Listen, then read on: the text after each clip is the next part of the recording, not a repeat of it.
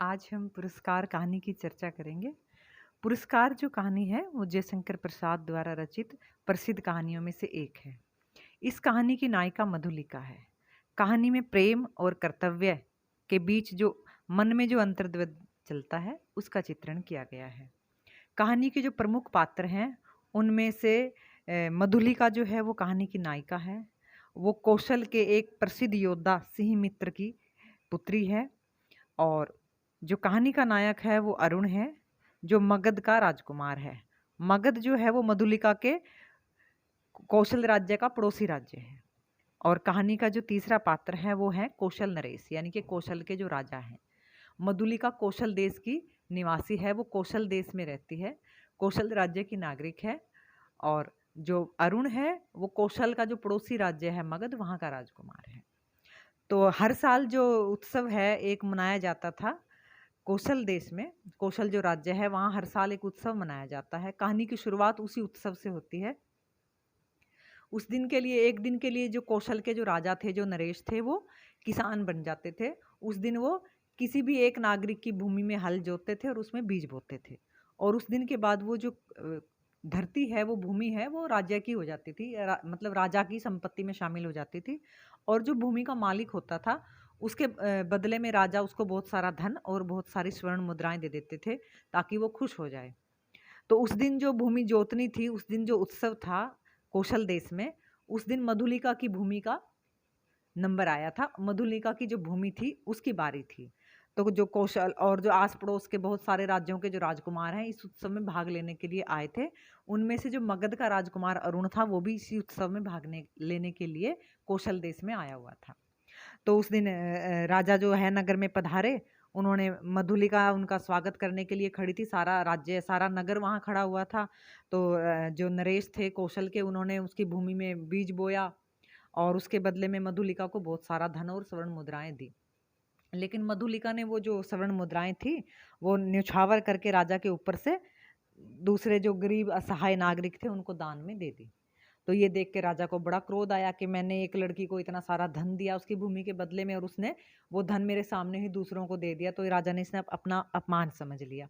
लेकिन मधुलिका ने कहा कि जो राज्य है या हमारा देश है उसके प्रति जो कोई भी कर्तव्य है वो सिर्फ राजा का ही नहीं होता, वो मेरा भी है। अगर मैंने अपनी भूमि अपने राज्य को, अपने राजा को दे दी है तो मैं उसके बदले में कोई भी धन लेना नहीं चाहती हूँ, मैं उसे फ्री में देना चाहती हूँ, मैं उसे मुफ्त में अपने राज्य को देना चाहती हूँ। तो फिर जो सेनापति हैं उन्होंने राजा के क्रोध को देखकर बताया कि जो है सिंह मित्र की कन्या है और सिंह मित्र ने अनेक युद्धों में कौशल देश को जीत दिलवाई है। ये सुनकर राजा जो है उनका क्रोध शांत हुआ, वो अपने चुपचाप चले गए। लेकिन जो मधुलिका है वो अंदर ही अंदर बहुत दुखी थी अपनी भूमि के छिन जाने से। उसने ना तो राजा से धन लिया उसके बदले में और उसकी भूमि भी चली गई। तो फिर वो अपना जो पेट भरने के लिए, अपनी रोजी रोटी कमाने के लिए वो इधर उधर मजदूरी करने लगी और शहर के बाहर एक छोटी सी झोंपड़ी बना के रहने लगती है। लेकिन जिस दिन ये उत्सव था, जब उत्सव समाप्त हो गया तो सब चले गए। मधुलिका अपने खेत के बाहर जाके उसकी सीमा के बाहर एक पेड़ के नीचे बैठी रही, दुखी थी। सब चले गए तो रात को जो मगध का जो राजकुमार अरुण था वो दिन में उसने देखा कि कैसे एक लड़की ने अपनी सारी भूमि राजा को दे दी और उसके बदले में कुछ भी धन लिया भी नहीं है। तो वो मधुलिका के पास आता है। मधुलिका उससे पूछती है कि तुम कौन हो। फिर वो बताता है कि मैं पड़ोसी राज्य जो हूँ मगध का राजकुमार हूँ और मैं तुम्हारी इस स्थिति में तुम्हारी मदद करना चाहता हूँ। लेकिन मधुलिका उससे कोई भी जो है आर्थिक या किसी भी तरह की मदद लेने से मना कर देती है और अरुण वहाँ से चला जाता है। मधुलिका देखती रहती है। इसी तरह कई साल बीत जाते हैं। तो एक दिन मधुलिका, बहुत बारिश थी, बहुत तूफानी मौसम था। मधुलिका की जो झोंपड़ी थी वो उसमें पानी टपक रहा था। बेचारी मधुलिका नगर के बाहर बैठी हुई अपने भाग्य पर विचार कर रही थी कि अगर वो चाहती तो मगध के राजकुमार अरुण का प्रेम प्रस्ताव स्वीकार कर सकती थी और आराम से अपनी जिंदगी बसर कर सकती थी, लेकिन उसने वो रास्ता नहीं चुना।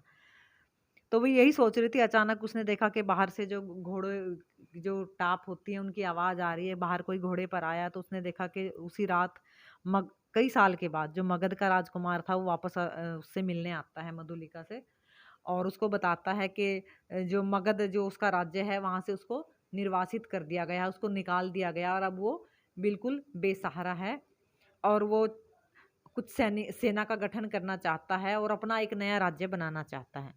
तो वो मधुलिका से कहता है कि कौशल नरेश ने तुम्हारी भूमि ले ली है, तुम इस तरह से गरीबी में जीवन बसर कर रही हो, तो मैं चाहता हूँ कि एक सेना का गठन करूँ और तुम्हारे इस कौशल नरेश पे आक्रमण करके इसका राजा बन जाऊँ, और इसके बाद जब मैं तुम्हारे देश पे अधिकार कर लूँगा तो मैं तुम्हें अपनी रानी बनाऊँगा। तो मधुलिका भी बिना सोचे समझे उसके साथ हो जाती है, और वो सोचती है कि वो कौशल देश की रानी बन जाएगी, और अरुण जो है महाराज जो है नरेश हैं उनको हटा के कौशल के किले पर अपना वो अधिकार कर लेगा और वो रानी बनेगी। यही सोचते वो गुजार देती है, और अरुण जो है वो लड़ाई की तैयारी करने लगता है। उसको अपना जो है वो सारा उसको बताता है कि मैं आज रात कुछ सैनिकों के साथ आके जो किला है वहाँ किस तरह से पीछे से चोरी से उसके अंदर प्रवेश करेंगे, और जो राजा है कौशल का जो उसको हटा के किले पर हम अपना अधिकार कर लेंगे, और ये जो कौशल देश है ये मेरा हो जाएगा। तो मधुलिका पहले तो बड़ी खुश होती है, लेकिन बाद में फिर उसके अंदर जो चेतना है वो जागती है। उसे लगता है कि वो अपने देश के साथ, अपने राज्य के साथ गद्दारी कर रही है। वो एक बाहर पड़ोसी राज्य के राजकुमार के प्यार में पड़कर, उसके प्रेम में पड़कर अपने देश के साथ, अपने राज्य के साथ वो वफादारी नहीं कर रही है। एक पड़ोसी राज्य का, जो दुश्मन राज्य का राजकुमार है, वो आकर उसके देश कौशल पर अधिकार कर लेगा और वो उसे उसकी रानी बनाना चाहता है। फिर उसे लगा कि नहीं, प्रेम से बढ़कर जो है हमारा राज्य है, हमारा कर्तव्य है, वो अपने राज्य के साथ इस तरह से गद्दारी नहीं कर सकती है। तो वो अरुण ने जो पूरी एक योजना बनाई थी कि वो सैनिकों को लेकर और कौशल के दुर्ग पर हमला करेगा और उस पर अधिकार कर लेगा, तो वो सारी ये जो योजना थी जाके जो कौशल का जो सेनापति है उसको बताती है कि के ऐसे ऐसे करके जो पड़ोसी राज्य मगध है वहाँ का जो राजकुमार है, और वो अपनी सैनिकों के साथ रात को हमारे कौशल के जो किले पर आक्रमण करेगा और इस पर अधिकार करने की योजना बना रहा है। तो वो जाके सेनापति को बताती है। सेनापति उसको पकड़कर कौशल के जो नरेश हैं, जो राजा हैं, उनके सामने प्रस्तुत करता है। फिर वो सारी योजना कौशल नरेश को बताती है कि इस तरह जो है एक पड़ोसी राज्य का राजकुमार है, हमारे देश पर आक्रमण करना चाहता है और जो धोखे से हमारे किले पर कब्जा करना चाहता है। तो राजा अपनी तैयारी कर लेते हैं, और जब अरुण जो रात को अपने सैनिकों के साथ दुर्ग पर हमला करने के लिए आता है, तो क्योंकि मधुलिका ने सबको बता दिया था पहले ही, सेनापति को और राजा को, तो सारी सेना तैयार रहती है। वो अरुण के जो हमले को उसको निरस्त कर देते हैं, और अरुण जो है उसको गिरफ्तार कर लिया जाता है। हमला करने के जुर्म में अरुण तो दुश्मन है, लेकिन मधुलिका से जो राजा हैं वो प्रसन्न होते हैं कि मधुलिका ने अपनी सूझबूझ से अपने प्रेम को पीछे छोड़कर अपने राज्य को बचाया है बाहर के देश के किसी राजकुमार के हमला करने से। तो वो मधुलिका से खुश हो जाते हैं, और फिर जब अरुण को गिरफ्तार कर लिया जाता है और अरुण को जो है वो मृत्युदंड दे दिया जाता है, तो अब मधुलिका से राजा कहते हैं कि तुम भी अब मांगो जो तुम्हें मांगना है, क्योंकि तुमने अपने राज्य के प्रति अपनी निष्ठा जो है, अपना जो राज्य है उसको बचाया है किसी दुश्मन के हमले से। लेकिन मधुलिका तो अरुण से प्रेम करती थी।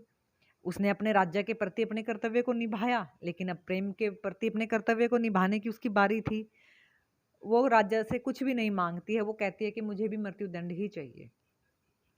मुझे पुरस्कार के रूप में मृत्युदंड चाहिए, और जाके वो भी अरुण को जो है फांसी देने के लिए, मृत्यु के लिए खड़ा किया गया था, वो जाके अरुण के पास ही खड़ी हो जाती है, जो राजकुमार था।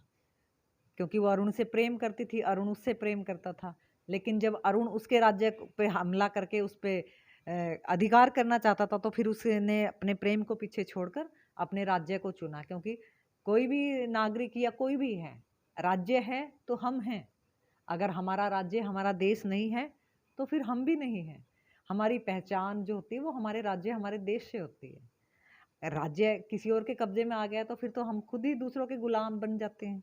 तो मधुलिका ने अपने पहले उसने प्रेम को प्राथमिकता दी, उसने अरुण की योजना में उसका साथ दिया, लेकिन बाद में उसके अंदर से एक आवाज़ आई कि नहीं, वो अपने राज्य के साथ, अपने देश के साथ गद्दारी नहीं कर सकती है।